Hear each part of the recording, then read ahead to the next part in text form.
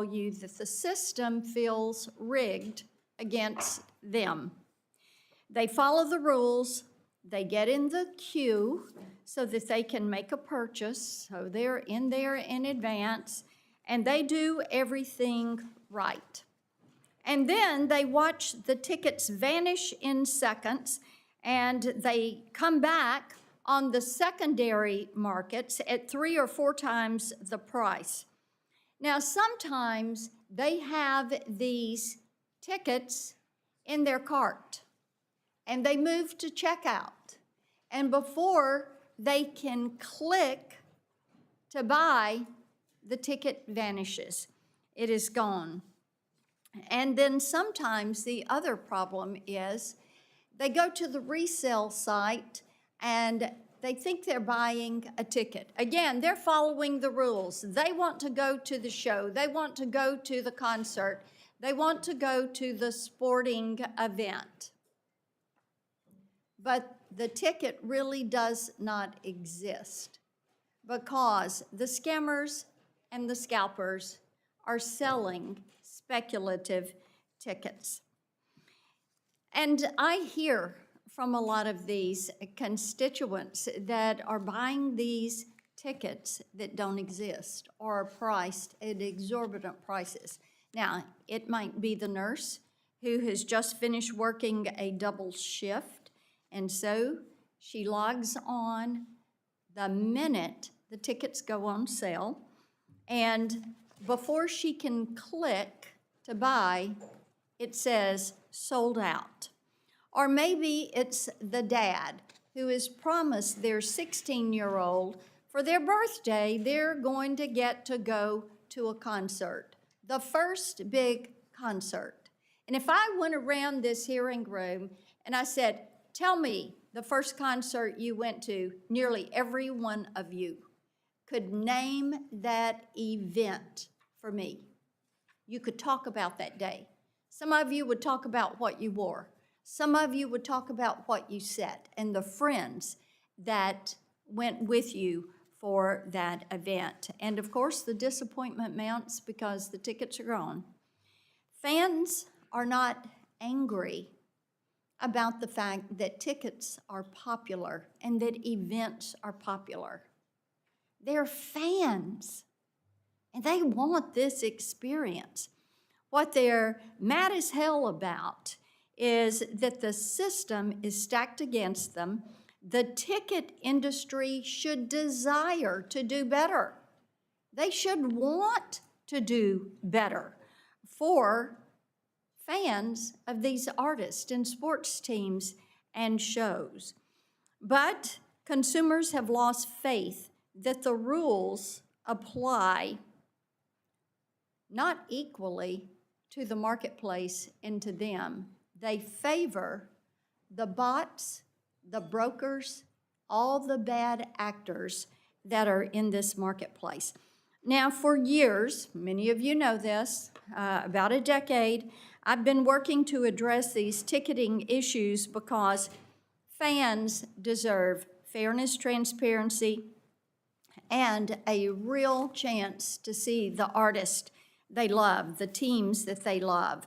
And that is why Congress passed the bipartisan, bicameral, Better Online Ticket Sales Act, the BOTS Act, to stop the use of these automated tools and the other schemes that are cheating consumers, that are circumventing safeguards and undermining trust in the live entertainment marketplace. For years, the FTC failed to use the tools at their disposal to go after the scalpers. And by the way, they didn't have any help from Ticketmaster going after these guys. Now, that changed when President Donald Trump went into office. And he was joined in the Oval Office by my friend Kid Rock. And President Trump issued an executive order on combating unfair practices in the ticketing marketplace. The order specifically urged the FTC to rigorously enforce the BOTS Act. Chairman Ferguson immediately answered that call, and I'm pleased that the BOTS Act is finally being enforced as intended. There's so much that we are going to discuss today, including the ongoing enforcement action being pursued by the FTC against Live Nation and Ticketmaster. The FTC suit alleges that bad actors routinely bypass ticket limit enforcement measures to buy large blocks of tickets, which were then sold on Ticketmaster and Live Nation's own resale platform. How about that? Going to get you coming and going. Instead of holding these brokers accountable, and by the way, they know that these bad actors are out there, the FTC alleges that Ticketmaster turned a blind eye to these violations and violated the Bots Act simply because Ticketmaster wanted to make an extra buck. They're looking for that extra % on every sale. Over 3 years ago, Mr. Joe Burkhold, the Live Nation president then, sat before me under oath in the Senate Judiciary Committee and said that Ticketmaster does everything in its power to stop scalpers using bots and other means of circumvention from hoarding tickets and harming consumers. If the lawsuit against them is any indication, that is far from the truth. I will tell you this. If the local utility company and the local bank can block the bots that are trying to get in their system every single day, every day, a powerhouse like Live Nation, Ticketmaster, honest to God, ought to be able to figure this out, and I am tired of waiting on them to do something about it. It is negligent. I'm also looking forward to discussing the consumer protection issues specific to the secondary market, like speculative tickets, deceptive URLs, exorbitant resale prices, and a number of other issues addressed in legislation that this committee has worked on for years. Here in Congress, we're going to continue to fight for the fans and for the artists and ensure a fair ticketing marketplace. At this time, I recognize the ranking member for his opening statement. Thank you, Madam Chair. Thank you all for being here. It's easy to see that, we deal with a lot of emotional issues in this building, and this is not there's no difference here. People care about music in a very powerful way. I think this is an important discussion around the live entertainment industry today in this country. Fans across the country dedicate their time and their energy to attend live entertainment, like whether it's on concerts and sporting events. Live events brighten our days. They help bring communities together and create a sense of purpose and unity. When you're part of an audience with a major musical event, you become part of a community in the duration of that performance. These events allow performers to show off their talent, oftentimes at the highest level, and they're creating memories that will last a lifetime. Somebody who grew up in the 60s and went to Woodstock, I realize that's no proof of product, but I have seen my whole life people having those memories change their lives for the better. But what once was an easy, clear, reliable experience for fans to get online or walk up to a box office and buy tickets has turned into a confusing marketplace. Today, a consumer will have to pay an additional administrative fee, a delivery fee, a payment processing fee for every ticket they purchase. It's a checkout gauntlet. I was in the restaurant business and we opened brew pubs across Colorado, and our North Star was to always make sure that our customers, in music you'd call them our fans, that they had the best possible experience, that there'd be the highest probability that they would come back and be a repeat customer, right? The cheapest customer to get is the one that you've already had. If they ordered a craft beer, our job was to make sure that the craft beer was the best craft beer that they could get. Today, a fan can purchase what they believe is a legitimate ticket to an event, only to be turned away once they get to the venue because what they bought was a fake or a speculative ticket. This deception means less fans for supporting performers. It erodes the trust in the entire entertainment industry. Obviously, it disappoints fans. We want fans to experience Colorado's landmark venues, Fiddler's Green Amphitheater, the Fillmore Auditorium, or God bless it forever, Red Rocks Amphitheater. I've had some of my greatest performance memories, not me performing, trust me. Although I did once play the banjo on the stage to Red Rocks, but I'll stop bragging. Maybe you can get hired. Yeah, exactly. Well, I've tried. It didn't work out. I'll never be hired to do music, that's for sure. But I think whether it's at large, sold-out arenas or small pubs with an open mic, every corner of Colorado is brimmed with talented performers waiting for their chance to engage and entertain and move people. And that's why Colorado, we feel it's the heartbeat of the live music scene in the West. It's become a leader by passing customer protection laws to make sure that those critical fans are not pissed off. Our state has passed legislation to guard against speculative tickets and passed measures to make all-in ticket pricing transparent for all fans. Here in Congress and across the federal government, we need to continue beating the same drum of customer fairness to make sure that every American is protected by these common-sense guardrails. Federal Trade Commission, the FTC, has begun enforcing its junk fees rule to promote upfront pricing and fight against deceptive advertising for both products and services. Congress also passed the BOTS Act, as the chair had mentioned, in 2016 to stop ticket scalpers from using bots to buy all available tickets for a show just to be able to resell them to the highest bidder.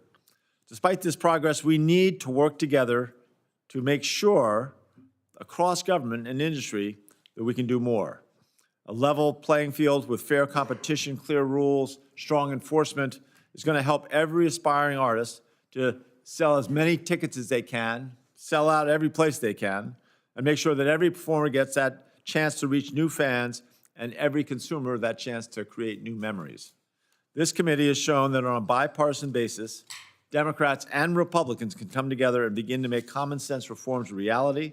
The Ticket Act, led by Senators Schmidt and Markey, ensures that every consumer sees the price transparency they need from first click so they aren't blindsided at the checkout. The Maine Ticketing Event Act improves data sharing between ticket platforms and helps the FTC catch the bad actors who use bots to hoard tickets and rip off fans. And beyond regulation, I am proud to partner with Chair Blackburn on the American Music Tourism Act, which will grow the entire music ecosystem through economic development, not just regulate it.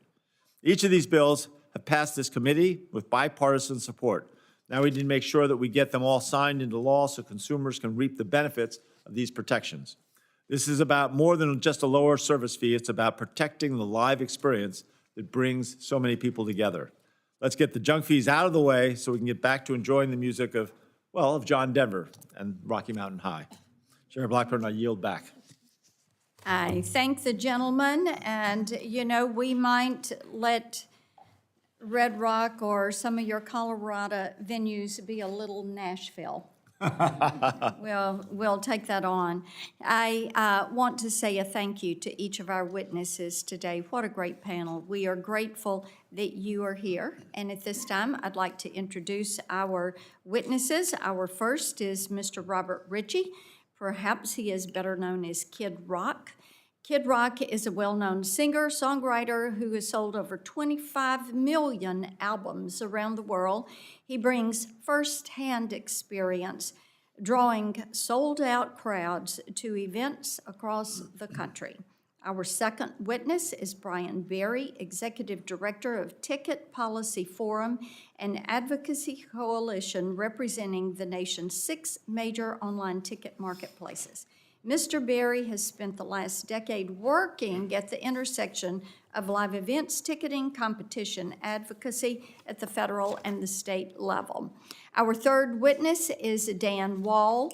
Dan Wall is the Executive Vice President for Corporate and Regulatory Affairs at Live Nation Entertainment. Live Nation Entertainment, the parent company of Ticketmaster, is the largest ticket vendor in the world. And our final witness, David Weingarten, Chair and co-founder of the Colorado Independent Venue Association, representing over 100 promoters and venues. He also serves as Vice President for Concert and Events at Z2 Entertainment. At this time, Mr. Ritchie, you are recognized for 5 minutes for your opening statement. There it is. Good afternoon. Thank you, Senator Blackburn and committee members, for this opportunity. My name is Robert Ritchie, PKA Kid Rock. I'm proud to say I've been packing arenas, amphitheaters, and stadiums with the greatest fans on earth for over 25 years. I'm also a capitalist. I'm here today because I love God. I love this country. I love live music and sports. And I believe music fans and artists have been getting screwed for far too long by the ticketing system. I'm in a unique position to testify because, unlike most of my peers, I am beholden to no one. No record companies, no managers, no corporate endorsements or deals. To put it plainly, I ain't scared. I ain't scared to speak out on these issues like many artists, managers, and agents are for fear of biting the hand that feeds them. I'm here because hardworking Americans who love live music deserve better, and because artists deserve control over their own work. And let's be clear, this problem is older than timeouts and participation trophies. 30 years ago, members of the rock band Pearl Jam, members of the rock band Pearl Jam sat in these same seats, warning Congress about ticketing abuse. In 2009, Congress was told under oath that merging Live Nation and Ticketmaster would benefit artists and fans. The CEO of Live Nation called the merger an experiment and promised it would increase competition, empower artists, and lower costs. He also said, and I quote, "A system that empowers artists benefits everyone." Almost need a rim shot after that. The CEO of Ticketmaster at the time also testified in 2009 and said, "We believe the combination of our two companies will benefit artists, fans, theaters, sports teams, museums, and all the other facilities, performers, and spectators who use our services." The economic foundation that supported artists in the past is crumbling. Piracy is threatening their livelihood. Secondary ticketing is driving up prices for the fans with absolutely no benefit to the artist. Needless to say, that experiment has failed miserably. Independent venues have been crushed. Artists have lost leverage. Fans are paying more than ever and getting blamed for it. Should Ticketmaster and Live Nation be broken up? Probably. Would that alone fix things? Not sure it would, but I am sure of this. No artist should be forced to sell their tickets without a say in who sells them and how they are sold. What other business in America doesn't control or at least have a say in their own inventory? If artists had real choice, real competition would follow, and tickets would end up in the hands of real fans at the prices we, the artists, set. It's no secret, none, that this industry is full of greedy snakes and scoundrels. Too many suits lining their pockets off talent they never had and fans they mislead. The truth is, much of this could have been, or still could be, solved through technology, especially proof of humanity tools. It hasn't happened yet because there's just too much money in the secondary ticket market. Ticketing companies didn't fail to stop this. Seems they chose not to. Now, meanwhile, the problem has been addressed with much success overseas.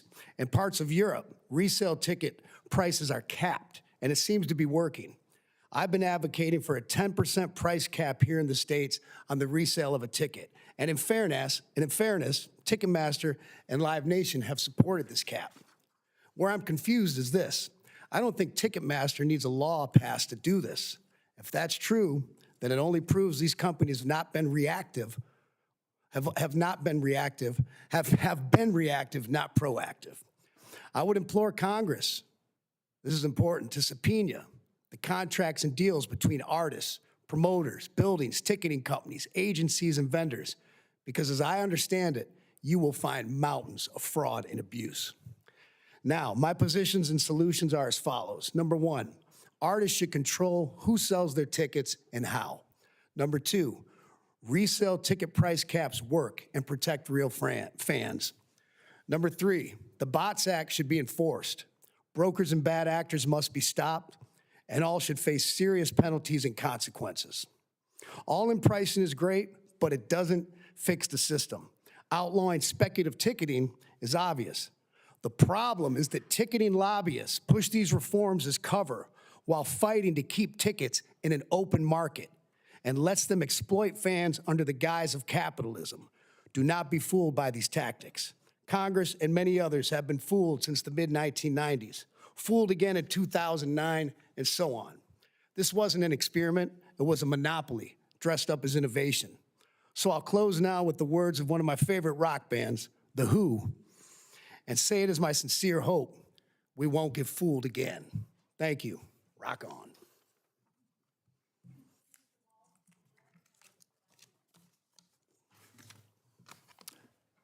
Thank you, Chairman Blackburn, Ranking Member Hickenlooper, and other members of the subcommittee. I am Dan Wall, Executive Vice President for Corporate and Regulatory Affairs at Live Nation. I thank you for the invitation to appear today. Just like the members of this subcommittee, we love the live entertainment experience, the magic of the show or the big game, and we are proud of our contribution to the explosive growth in the industry. Today, there are more shows than ever before, more artists touring, and more tickets available to fans at every price point. We're also proud that Live Nation and Ticketmaster have led the industry in working with artists in particular in finding solutions to the problems in the ticketing marketplace that frustrate fans. We're proud that our resale marketplace stands alone in putting the interests of artists and fans first, in sharp contrast to the ticket broker-driven business models of the secondary resellers represented at this table. And we actively support public policy initiatives and reforms on transparency and unfair resale practices, the kinds of things addressed by the Main Event Act and the Ticket Act. And on these issues, Live Nation consistently stands with artists, with venues, and with fans, and in opposition to ticket brokers and other resale marketplaces. We are acutely aware of the frustrations fans feel about their ability to get tickets to in-demand shows, the kinds of things that you mentioned in your opening statement, Madam Chair. How are so many tickets getting into the hands of scalpers? Well, the short answer is through an increasingly sophisticated technology package that is automating the business of ticket scalping. For a long time, we thought of this as the bots problem, and that remains a problem.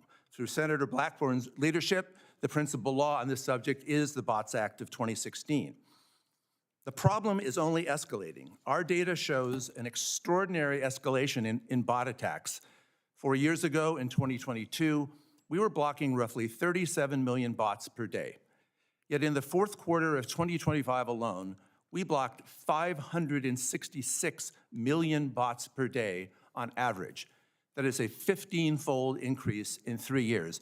And obviously, we can't block that many unless we're being attacked by that many or more. And the problem is not just bots. We are facing a proliferation of ticket harvesting technologies. The Scalpers Technological Toolkit has expanded and now includes software that allows users to manage multiple browsing sessions simultaneously, proxy services that mask a user's true IP address, and software that creates a massive number of fake ticket accounts. Incredibly, Ticketmaster now receives up to 25 million account sign-up attempts every day, 99.7 of which we reject because our technologies determine they are not real fans. We are fighting back with the most sophisticated defenses out there, including most recently identity verification, which is the technology that Kid Rock mentioned. Live Nation is also giving artists new and powerful tools to fight scalping, such as our face value exchange, a service that permits tickets to be sold for what the first purchaser paid and no more. We know, as the chair has said many times, that doing all of this and addressing these problems is our job. We don't shirk that responsibility at all. We, in fact, are stepping up to it like never before, and yet our artists and fans still need help, which we hope will be the focus of this hearing. Now, I know that some of you will want to ask about the FTC's lawsuit against Ticketmaster for allegedly violating the Bots Act. My October 17 letter to Senators Blackburn and Lujan goes into this in some detail. What I want to say now, Madam Chair, especially to you and Senator Lujan, is that your letter to our company after the lawsuit was filed did get us thinking about this as more than a legal issue between us and the FTC. You pointedly asked us why Ticketmaster allows brokers to maintain multiple accounts and use them to join on sales to buy tickets. That prompted us to take a harder look at our own policies and implement changes that we hope creates a better experience for fans. We've made big changes. Ticketmaster policy is now to limit everyone and every entity, ticket brokers included, to only one Ticketmaster account. We will no longer let any broker maintain, buy concert tickets with, or post resale tickets for concerts using more than one account. And we will not allow any broker to post more tickets on our resale marketplace than the posted ticket limit for the show. In closing, I submit to you the real question is how we are going to get others to do the same thing. The broker-first resale sites will never do this voluntarily. Their business is 80 to 100% broker-driven. About 3% of our income comes from the resale of concert tickets. So when you look at it from that perspective, the question is, what can we do to get them to comply? Thank you.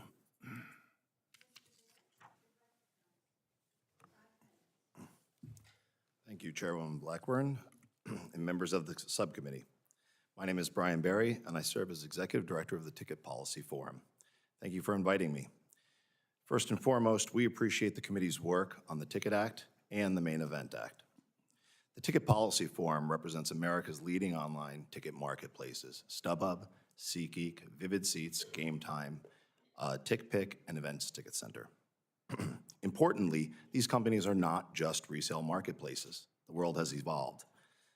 They each have unique business models, but several of them seek to challenge the status quo in so-called primary ticketing and are directly working with teams, venues, and promoters to give fans better access to tickets and much better access to technology, and to give these partners in the industry enhanced options when it comes to the distribution of tickets.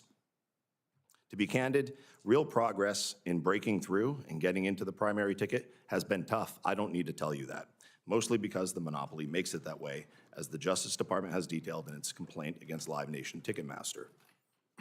As an industry, however, we get fans into the events they love. We help to ensure no seat goes empty. It's our obsession. Our member marketplaces serve tens of millions of fans every year, providing safe, guaranteed ticket transactions and trusted options when it comes to both buying and selling tickets. Further, we are proud that our online marketplaces brought ticket resale off of street corners where fraud and counterfeits were rampant and into the online space where they are protected, it is transparent, it is tax-paying the way it should be. There's one thing that nearly every one of us will agree on, and that is that the system, including the ticketing segment, should work better for fans. Too often, for reasons long before a ticket is even manifested or put on sale, fans are set up to feel confused, frustrated, and shut out entirely. But blaming ticket resale for all the problems in this system, ticket resale being the very end of the chain, completely misses the mark.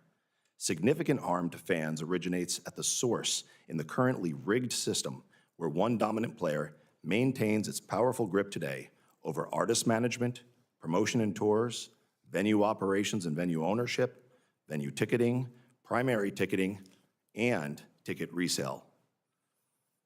This committee and the executive branch have repeatedly studied this issue and reached several important conclusions about how to improve the fan experience.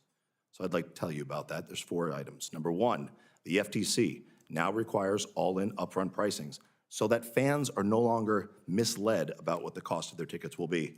We can all agree that it took too long, but it was the right outcome.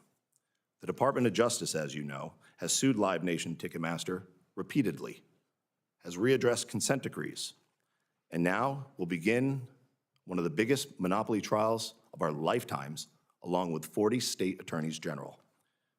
Please, Department of Justice, stay the course and finish the job. Congress, Madam Chair, as you know, passed the BOTS Act, and the FTC is investigating and suing several alleged violators, including Ticketmaster. The FTC should continue to enforce the BOTS Act, and we agree the act could benefit from enhancements to help with enforcement through the Main Event Act. And in part thanks to this committee's leadership, the House of Representatives passed the Ticket Act to address things we can all agree upon: refund protection, deceptive websites, and deceptive speculative tickets. This committee passed it by voice vote. Now, this bill, if it were to become law, would require significant reengineering and investment and change from our member marketplaces, and we accept that. We embrace that because it's the right thing to do for the fan. We urge this committee to send it to the President to be signed into law. You're going to hear a lot of disagreement today. However, there is far more, believe me, that the four of us sitting here agree on than we disagree on. Go after illegal bots, ban deceptive websites, and ban deceptive speculative ticketing. Our platforms support stronger fan protections that include more transparency, less deception, and more enforcement of fraud and abuse. What we can't support and don't, however, is completely locking fans out with other options, eliminating legitimate resale, driving resale into fraudulent black markets, and giving more monopolistic control to one company under the false banner of reform. I encourage you to resist framing this debate about a zero-sum fight between good and bad players, because the fight is about the fan. For the consumer, it's about the banning bots, it's against deception, and against fraud. Thank you.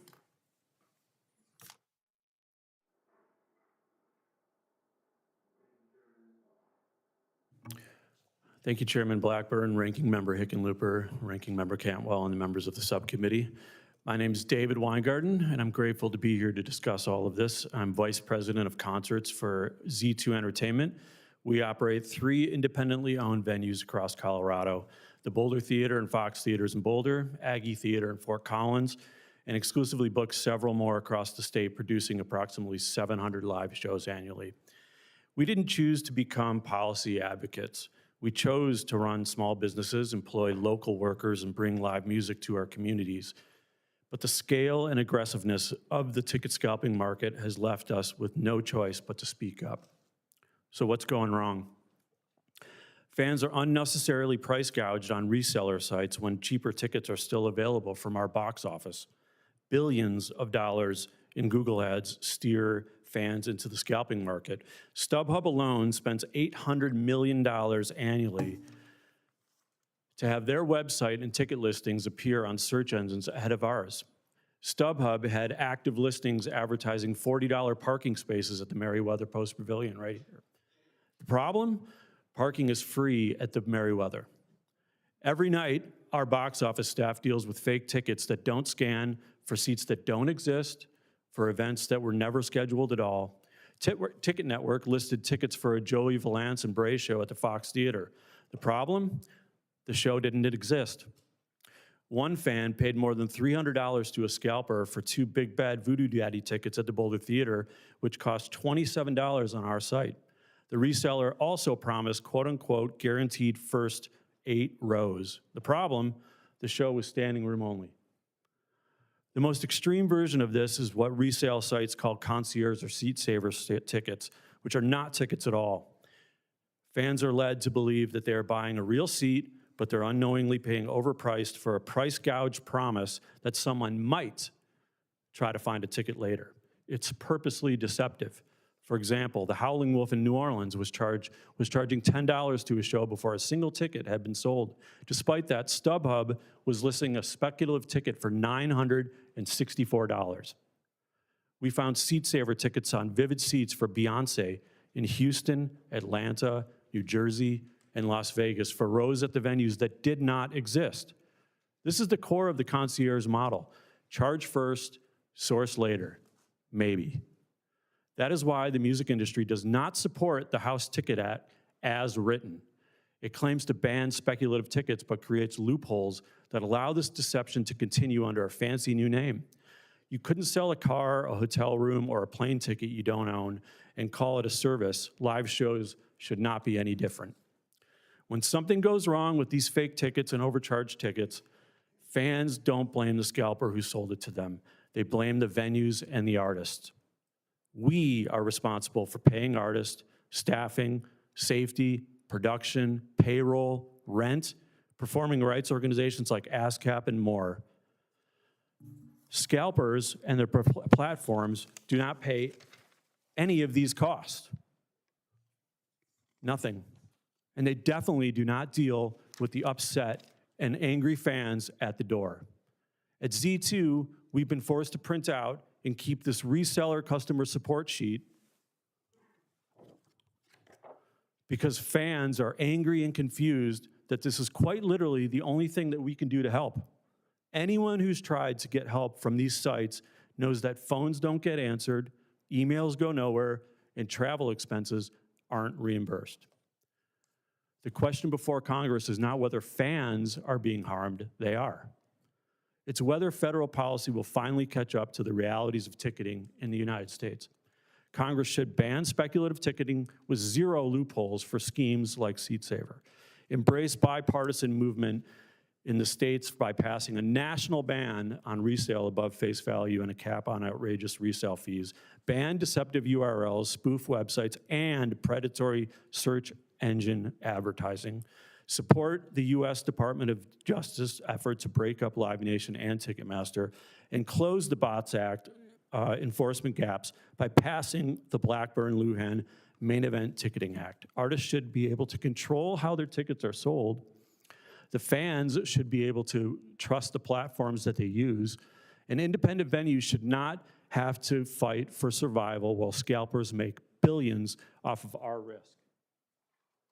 We need Congress to act now. In an era defined by division, live music continues to create connection and common ground. Making it affordable for Americans is definitely worth fighting for. Thank you for your time.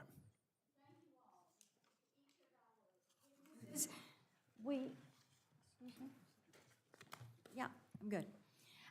We're going to begin our 5-minute round of questioning and work through the members as they come to the dais. Mr. Wall, I want to come to you. I want to thank you and your team for collaborating with us as we planned our hearing today, and your appearance is certainly appreciated.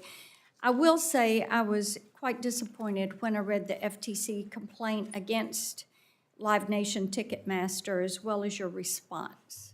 I couldn't help but remember our hearing from the Judiciary Committee that I referenced earlier, and it was after Taylor Swift's, your platform had such a meltdown.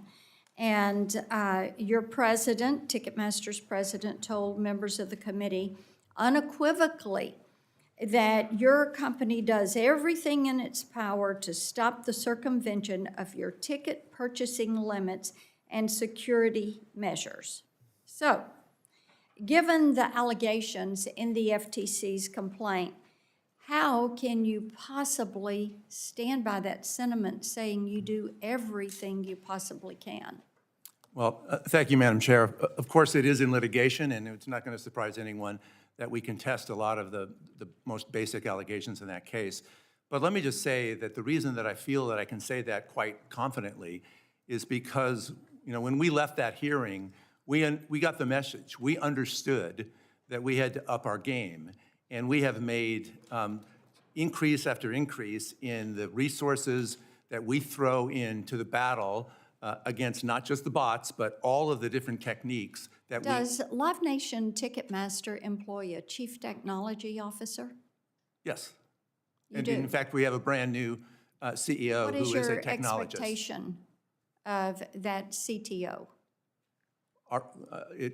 Our expectation on this particular issue is to make every effort possible to get the tickets that an artist like Mr. Ritchie Have wants you to sell to his consulted fans with in other their... companies in similar nature to yours, or other companies, like I said, financial institutions that fight bots every single day? Of Have course. you all consulted with them to see what they're doing? Of course, and the new... So you've consulted with them. Have you picked up any of their best practices? Absolutely. And so why are you not able to block the bots? We are blocking over 500 million. But you're not getting all the bots. If the local power company had your approach to this, every day they would have a bot scoop in and get user data, they would get information, they might even corrupt the system because they get these cyber attacks daily. It is inexcusable that you all cannot find a way to keep transparency and fairness in this marketplace. Mr. Berry, do other of your members have problems such as Ticketmaster has? So our members have similar teams of employees who take care of those problems as well. And we have a company that is well-known and is trying very difficult to break into the primary and has done a little bit of that and does not experience those problems and does ticket football stadiums as well. So you had mentioned if a broker couldn't be a part of a resale system, it would be a black market. So what is the process somebody goes through to become a broker? Is it just an email address? Is it a physical address? What is the process you require of people? So to become a broker, we are online marketplaces. So in order to sell tickets on an online marketplace, I don't know if there's a I'm fully aware you're an process to become a online broker. marketplace. Sure. In other words, do you know the people that are there? Do you have the information? Do you do enough of research to know that this is actually an ongoing concern and not a scalper? So every seller that is on a marketplace has to set up an account and be verified and provide their information and their address, et cetera. If there's ever a problem as a marketplace, like any marketplace, in our case, tickets, we only do one thing, and Mr. that's tickets. Weingarten, you're kind of rolling your eyes on that. You got a response to that? I don't think that that's even possible for the amount of, So you don't believe what they're saying? I do not. Okay, that's great. Mr. Ritchie, I want to come to you. I know you've got the reputation not only in Nashville, but around the country. You do a barn burner of a show, and you're known You're going to say something for- else. Not quite. But you take care of your fans. You are known for taking care of your fans. So how has this price gouging in the marketplace affected your fan base? What do they tell you? They're pissed. It prices them out of the market, many of them, especially, working class folks. And like I've explained before, people don't realize why this is so different than another business where maybe if a grocery store is gouging on the price of something, you might be able to go to another store close by if you have those means to get that a little better price. When you're talking about your favorite artist, I'm looking back when I was a child and some of my favorite artists, I would have done anything to get into those shows. And so some of these people, they're maxing out their credit cards and they're in debt. They're missing a house payment, things like this. So